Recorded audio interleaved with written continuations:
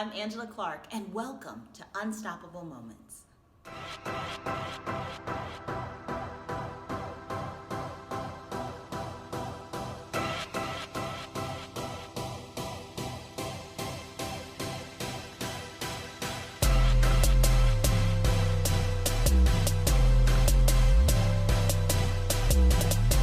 What God is always first. And like this morning we running a little late, going to church, and God is first now. That's why we're going to try to get on out of here.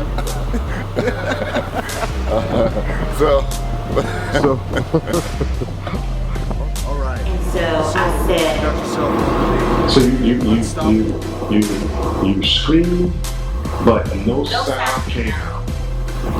But you didn't panic. no.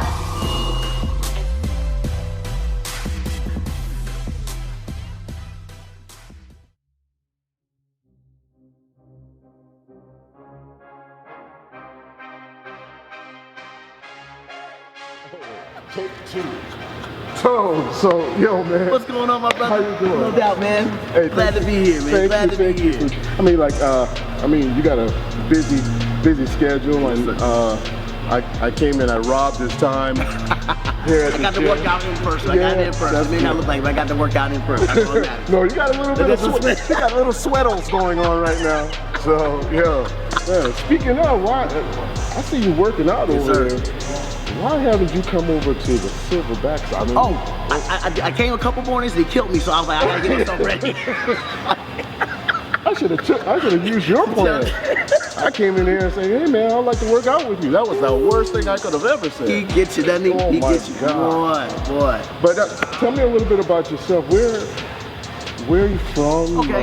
A little bit about your background. Well, I'm originally from Hampton, Virginia. You know what I'm saying? I came to South Carolina through Clemson. Okay. Graduated from Clemson, went back to VA, was trained running track for a little bit, run track professionally. And then when I finished that, Whoa. You said professional. Yeah, I was overseas running track, man. I was on the Carl Lewis's farewell tour, ran against Michael Johnson a few times, Donovan Bailey a few times, so I was doing my thing out there in track and field world, you know, so I got to the Olympic trials, you know.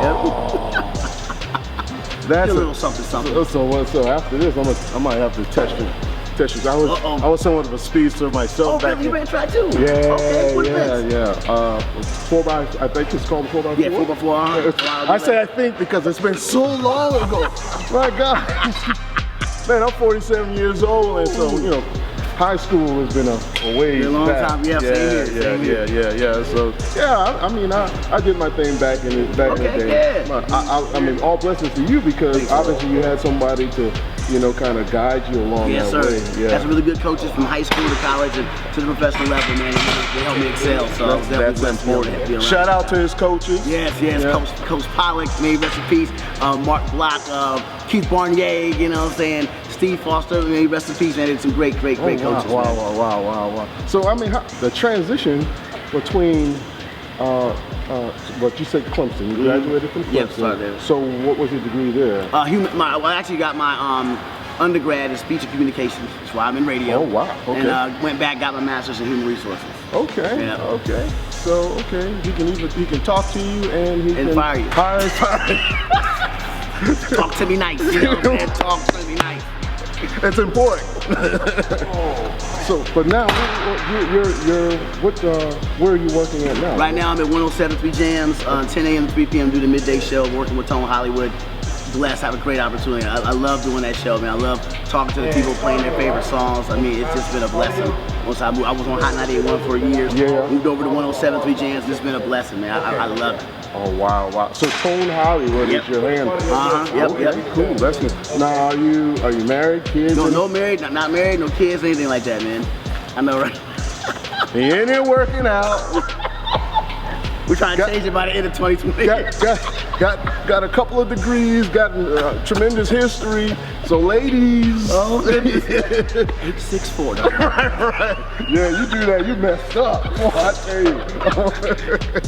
I'm going to flash his number at the bottom of the screen.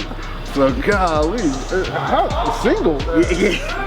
I've been focused on work. I mean, I've had some relationships here and there, but you know, just focus on work right now, man. I'm trying to be the next Tom Joyner, man. I'm just tunnel vision right now. They're trying to make sure I get the show That's what's where up. it's supposed to be, and hopefully make it on a national level. You know what I'm saying? So that's where my focus is right That now. is Man. awesome, man. Thank That you. is awesome. Man, doing things. So, now, so one of the reasons why we're here today, because I wanted to get your perspective, your thought process on how do you view this statement?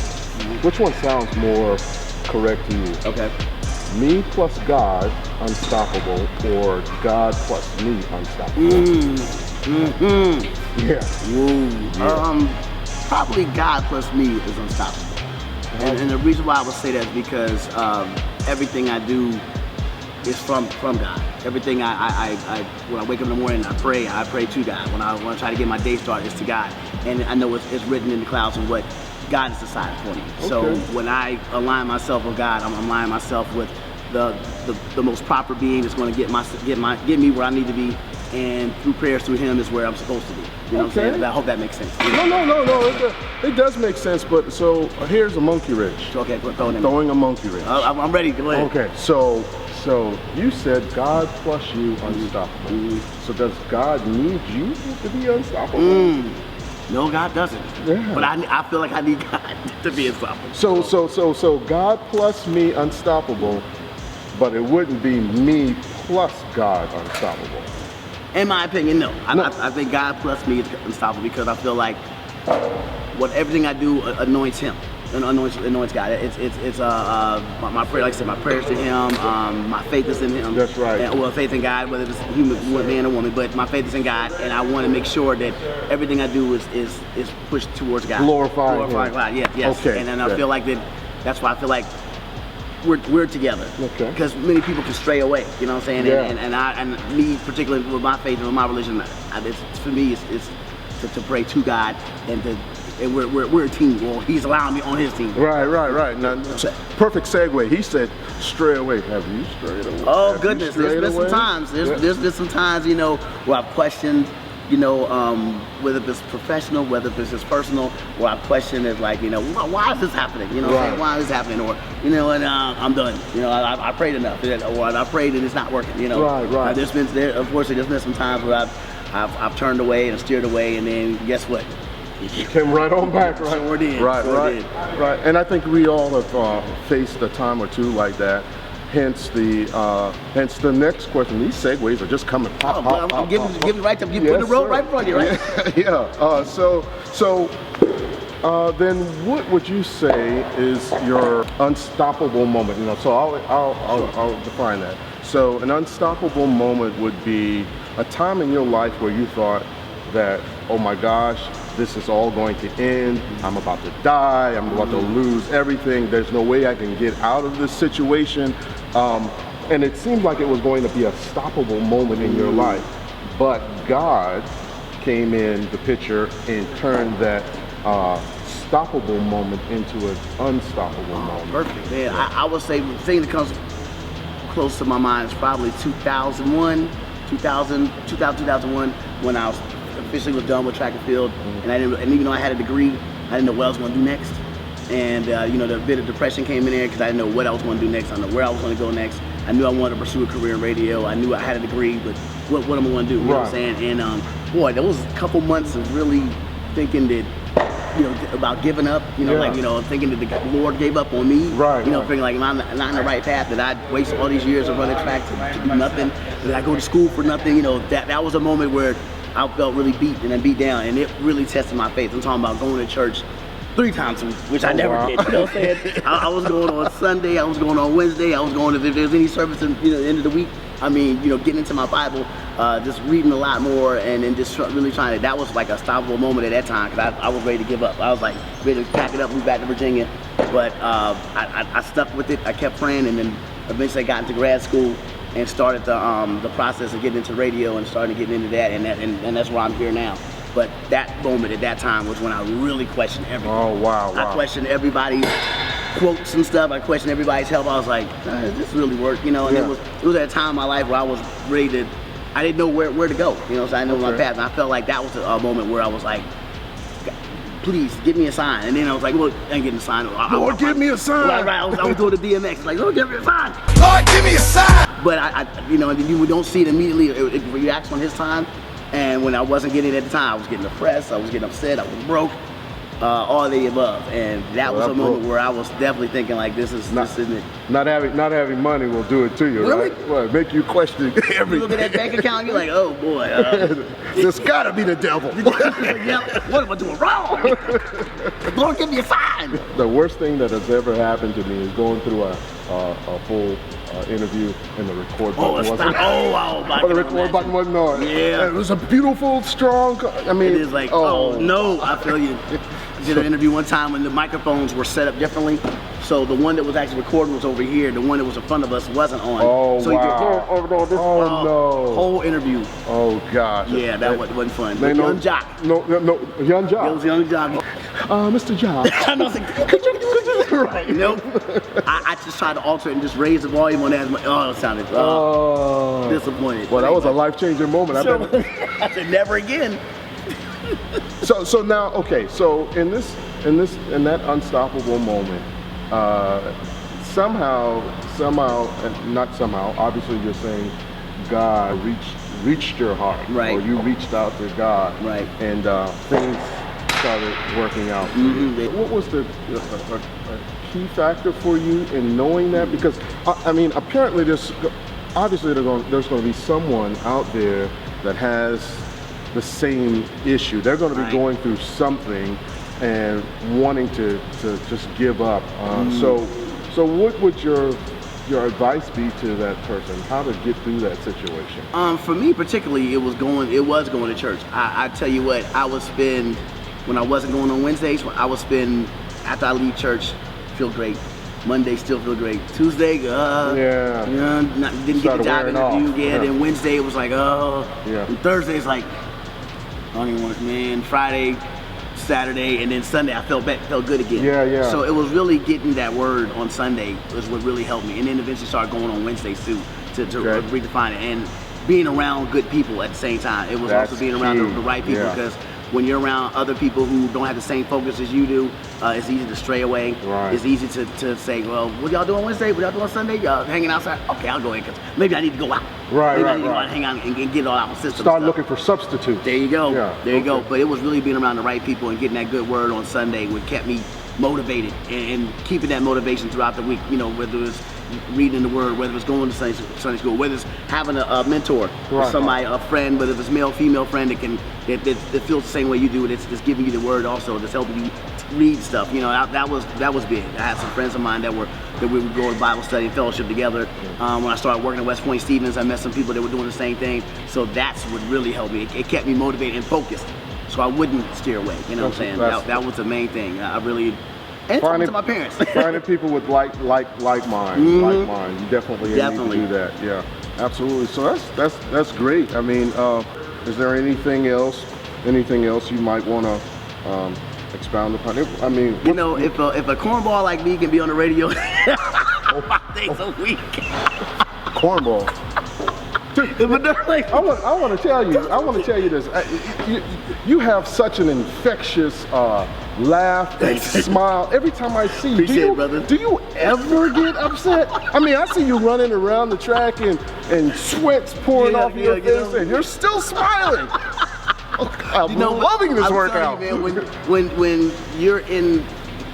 When you feel like you're in the right place, the right space, man, I have nothing to smile about, man. I mean, I'm just full of joy and full of the Lord's blessings, and I know where I could have been. And you know, unfortunately, I have friends that aren't living, that aren't here, that aren't doing the things they want to do, and it just encourages me that I'm blessed to be able to wake up every morning and do something that I love to do, and it's a job. I get paid for it. You know what I'm saying? And it just that's what motivates me. That's what gets me up, and I just try to express that joy to everybody else, man. People say that to me at work. People say that in the building that I work in. They say, you're always in a good mood. So, man, I'm glad to be here because 2000? Yes. Okay. Waking up with no job and waking up wondering, listening to the radio, listening to like my idol Rob Layback or something like that, and saying to myself, turn on MTV Cribs and then be like, turn on 106 in Park and be like, you know what I'm saying? So it just, you know, to be We're able really dating ourselves. Oh, now. I sure am, right? I felt a couple gray hairs when I said Rob laid back in 106 and Park. So I'm like, 106 and what? Right. See, we used to watch videos. Right. That's another segment. But brother, and seeing people like you encourages me too. Just seeing you doing your thing, putting something together. I mean, that's courage, man. That takes a lot of courage. It takes a lot of determination, and a lot of people, man, they wouldn't even take the time to get this equipment to make your make this look good. You know what I'm saying? Yeah, so that motivates me too, man. Look at that. Up on the air. I'm gonna be hyped up about you, man. Just don't take my time. I'm like, no. Man, we was doing this show, man. He was doing this resume with me. Yeah, there's a sinister underlinement right here. That's what's going on. No, but no, man. I mean, no. But I guess what I heard completely from you just now is you definitely need to be able to reflect back on times when times were good, right? And that will help you get through some of the tough moments as well. It really does, and that's what keeps the smile on your face. It really does. That's like I said, awesome. I'm really blessed to, like I said, to be in a position. I'm blessed that I'm on the radio and people enjoy my brand of radio. I'm really blessed at that, and I just want to keep on going. That keeps me motivated. Awesome, man. You're right, because it is clean. I like Yes, sir. it. It's Yeah, clean. yeah. It's very personable. You're obviously not untouchable. Right, you know? right. So Yeah, I mean, yeah. I mean, my bodyguard's over there. You don't see. right. He's sitting over the Maybach. You know what I'm saying? He with the scope on it, right? So I can't make any sudden movements. I'm cool. The size of pineapple. So that happens, they come running. Oh no. Buzz. Oh, see? You heard. Okay, now see, I got mad love for Omega, so I don't want no problems. It's about to go down. Oh my goodness. No, great, man. I absolutely appreciate. Like I said, thank you, man. You've always. I mean, I've seen you out and about in the community. Right. Lots of times before now, and I've never seen you stiff arm anybody. Right. You know, I've never seen you do the Heisman on anybody. You know what I'm saying? I mean, you've always been approachable, and I really love that. Some people, there are some people that just. I'm not gonna call any names. I got you. I got to come in my brain. I'm thinking it actually works at your radio station. I'm not gonna call any, but I'd done some work with this person before. Gotcha. And you know what? It's really my fault. I'm gonna take that back. It's my fault, because when I meet people, I have this thing where I feel like, yo, we good. You know, I'm that way too. I feel you on that. Yep. So I had like this huge stock tip that took place, and I called this person up. I said, hey, I did a photo shoot with you, blah blah blah, and I heard you talking about, you know, on the radio. I heard you talking about finances, this, that, and the third. I said, hey, you know, I just wanted to, you know, give you a heads up about this stock. Okay. And they answered the phone and like, who is this? What? Boom, and on radio said on radio said, this person calling me trying to tell me about stocks and blah blah blah. I was like, okay, all right. I said, but that was a lesson for me. What I feel, what I perceive feeling with a person is necessarily what they feel. True that, yeah. And that's humbling, and that's also disappointing too. You feel like, dang, I thought we was cool. You know what I'm saying? I feel you. I totally we did a whole photo shoot together. Right. You know, but you know, that's me. But I have you know, if you see this, the stock was Plug Power. Okay. It was a penny stock at the time. What is it now, bro? Well, so at the time, this was about 7 years ago. Okay. But at the time it was a penny stock, and I had some information about, you know, how this stock was. It was dealing with hydrogen power. Mm. And at the time when I called that person, it was low. My wifey and I bought like 20-something thousand shares of this stuff because it was so low. Right. And within 6 or 7 months, the $6,000 that we had invested in this thing, it went up to $150,000. $150,000. So. And you were trying to spread the wealth, spread the knowledge, or something like that. I was just trying to, and it wasn't just that person. I was trying to tell everybody about it. You know. So It says a lot about you, man. It says that you would, you know, go out. Cause a lot of people, you know, I used to be that type of person. Like if I went somewhere and bought a shirt, I ain't telling nobody where to go to get this because I want nobody to get the same shirt. Well, I ain't okay. that type of cat, you know what I'm saying? Okay. Well, that's fashion is a little I know it's a little different, but you know, you don't want somebody wearing the same shirt, but to say that you have the knowledge like that and want to spread the word to everybody else, man, that says a lot about your character. And that's why you continue. That's why I said God plus me, because I feel like God is giving you the light, giving myself the light to go ahead and share it with someone absolutely. else. You can easily be like, you tell nobody this. Right.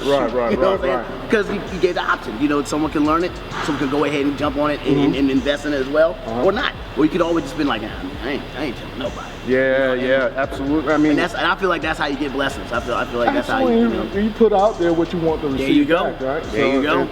And so yeah, if I ever hit the lottery, man, I'm not gonna be a broke lottery person, but I make money just really so I can give money I feel away. you that. Yep. So we all have a bigger plan, and we all have something that we all have a passion about, that if we ever hit the lottery or if we ever get that big thing, we're going to take care of the stuff and take care of people. And I'm the same way, man. I got a lot of plans. If I win the lottery or when I become the next Tom Joyner, you know, the give back is going to be amazing. Next Tom Joyner, you heard it here. Heard it here. Amazing. So who's taking the spot? Ricky Smiley right now. We have Ricky Smiley on it right now. Yeah. Okay. Doing a good job. And you've already met him? I've met him years before, but not yet. We're trying to get him come here in the area, so I'm sure get the brothers together. You know what I'm saying? But we're trying to get him to come in the area and stuff, and he's cracking us up in the morning. So Ricky Smiley is dope, man. Yeah. I mean, he's a great person. I haven't met him personally. Okay, got you. But I have met though his uncle, I believe, is in the area. Right, he's a pastor, just like him, right? Oh my God. They're like they can pass the twins, right? Bruh. We went. I remember going there. I was still going through the process of becoming a Q at the time, and we went to his church, and his brother is I think he's a Kappa. Oh, really? That I didn't know. Okay. I think he's a Kappa. Yeah. So I mean uncle, and we went there, and I'm in church, and me and some other brothers are in church, and we look up, and I was like, yo. And he's crazy, just like because he does the cowboy thing, doesn't he? When I saw him, he's doing the cowboy hat, does boots and the belt. When I saw him, I heard that's his thing. But maybe it's not anymore. I don't know. Yeah, but he's a character. That's bro. all right. He's a character. But yeah, man, I hope that maybe that meeting between you guys kind of catapults some I hope things so too, man. I'm looking forward to it. Bruh. Come on, man. I'm telling you, I know a lot of your brothers too. Come on, let's put the Ricky Smiley on Hollywood. So I don't even got to have a name on it. It's to be, on the side. You just want to be a fly on the wall. That's it. Just want to be in your area. Breathe the same air you breathe. That's it. Put that out in the atmosphere, man. Wow.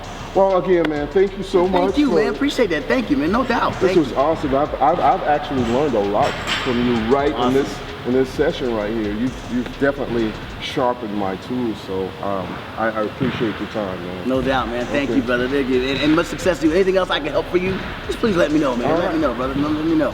Now that you said that, the way the bank account said it. Hold on a second. We're going to end this segment of Unstoppable Moments and catch you next time on the next Unstoppable Moments, and we're going to segue into something else. See ya.